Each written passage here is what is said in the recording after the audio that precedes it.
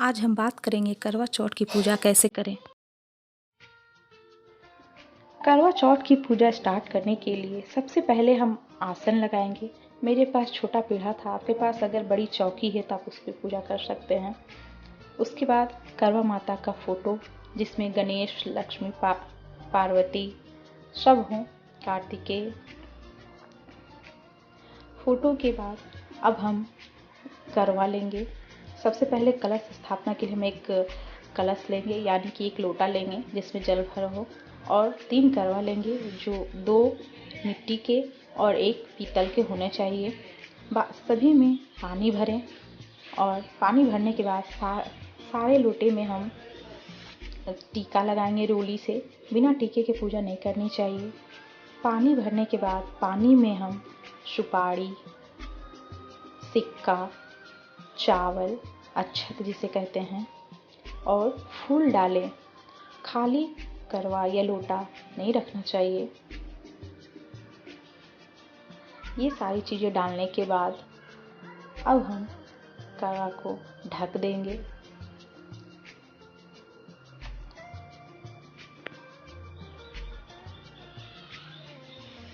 इस प्रकार से हमें सब में डालनी है। पानी डालने के बाद अक्षत, सुपारी, सिक्का, फूल,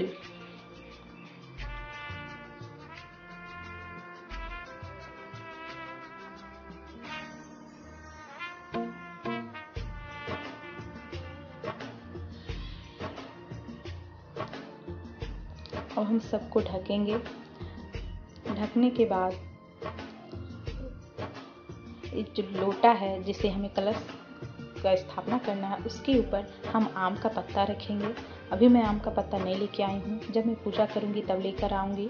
आम का पत्ता रखने के ऊपर ही हम उसका ढक्कन रखेंगे, और बाकी जितने भी ढक्कन हैं सभी में चावल भरेंगे। देखिए इसी प्रकार मैं अभी थोड़ा सा ही सिर्फ रख रही हूँ, एक ही में, सारे में नहीं भर रही हूँ। आप सारे में भरें, मैं भी भरूँगी पूजा करते वक्त। सारे ढक्कन में चावल भरें। करवा में मैं पानी भरती हूँ, बहुत लोग गेहूँ भी भरते हैं। आप चाहे, आपको जो मन करे आप भरें, दोनों ही भर सकते हैं। इसके बाद हम कलश स्थापना के लिए नीचे अष्टदल कमल बनाएंगे जो आटे से बनती है। मैं यहाँ सूखे आटे से बना रही हूँ, आप चाहें तो इसमें पानी मिलाकर भी बना सकते हैं। देखिए इस प्रकार हमें 8 लाइनें बनानी हैं, और 8 लाइनों को एक दूसरे से मिलाकर अष्टदल कमल बनानी है। बिल्कुल इस प्रकार आप भी बनाइए।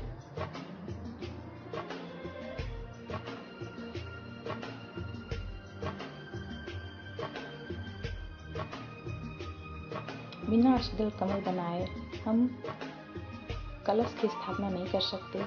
अष्टदल कमल बनाने के बाद हम उसमें थोड़ी सी रोड़ी और थोड़ा अक्षत, बीच में थोड़ा अक्षत रखेंगे, थोड़ी हल्दी भी डाल दें।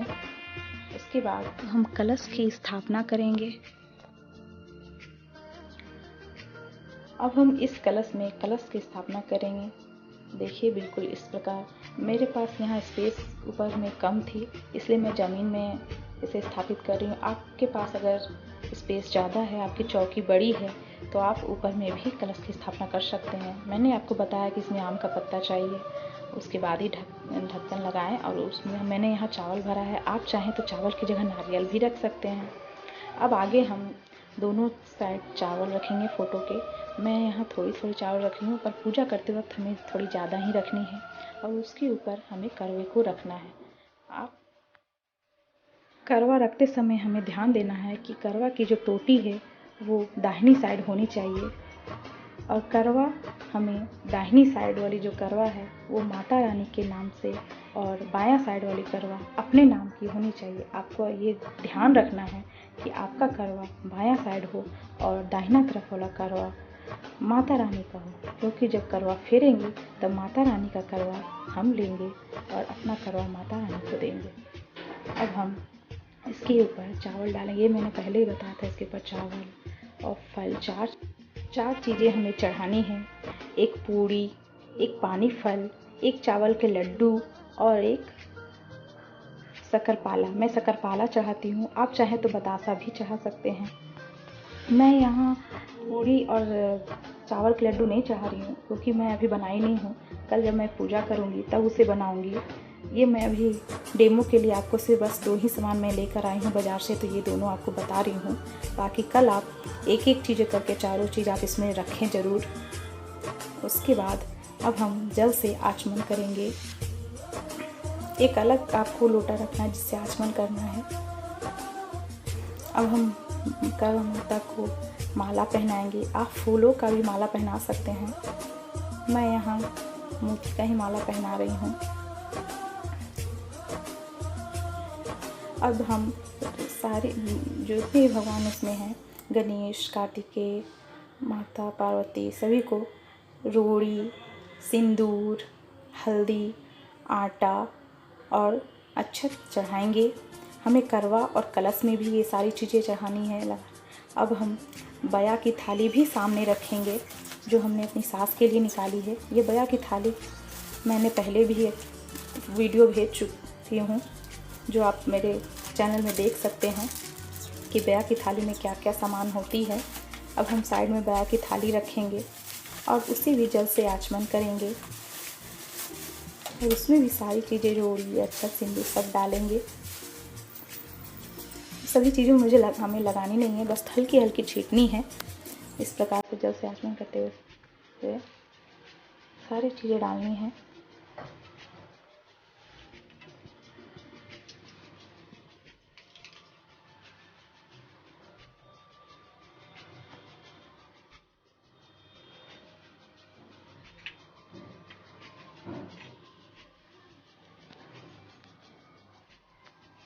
अब हम माता रानी को चुनरी ओढ़ाएंगे।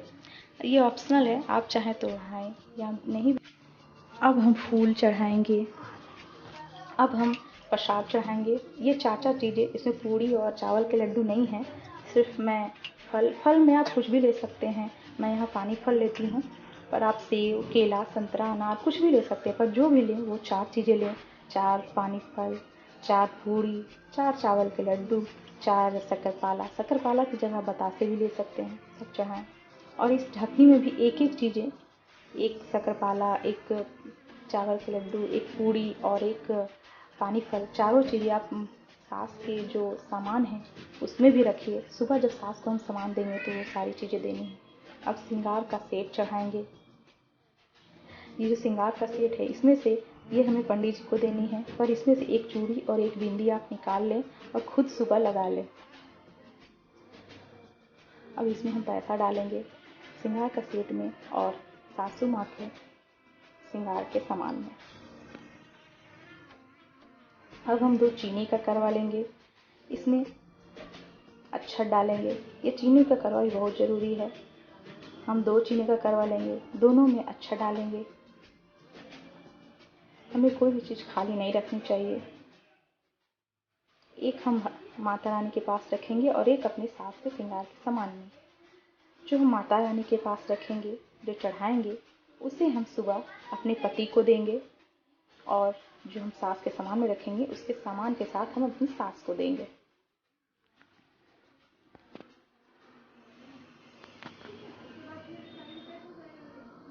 अब हम 2 दिए लेंगे।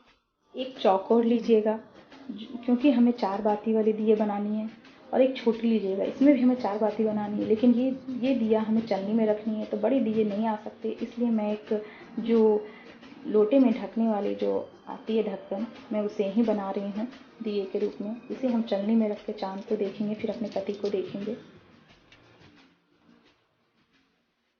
ये चौट है, इसे चौट, करवा चौथ कहते हैं। इसलिए हमें सारी चीज़ें भी 4 चढ़ानी होती है, जैसे 4 पूड़ी, 4 फल, 4 बतासे, जो भी उसी तरह से 4 बाती भी बनानी होती है दिया में। अब हम अगरबत्ती दिखाएंगे।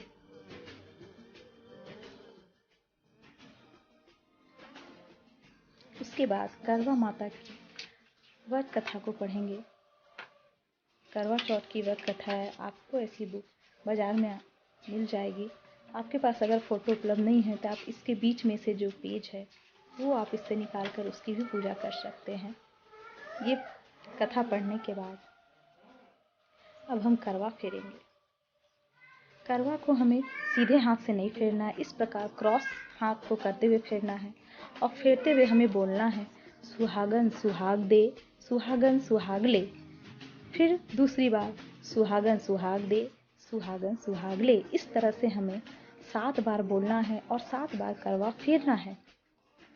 7 बार करवा फेरने के बाद जो पार्वती माँ का करवा है वो हमारे पास आ जाएगा और हमारा करवा पार्वती माँ के पास। इस प्रकार कहते हैं कि पार्वती माँ ने हमें अपना सुहाग दिया है, सुहाग अमर होने का आशीर्वाद दिया है। अब हम आरती पढ़ेंगे। ये जो चौमुख दिया हमने लिया है इसी से हम आरती करेंगे।